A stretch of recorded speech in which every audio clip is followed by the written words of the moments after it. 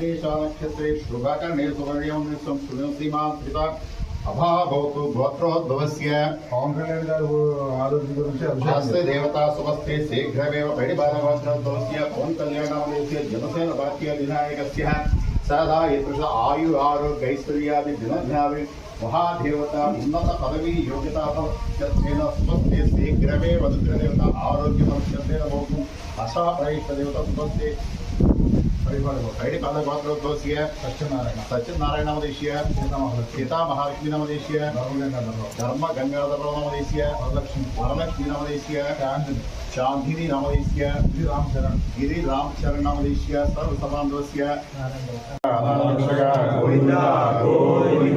Shri Srinivasa Shri Venkatesha Govinda Govinda.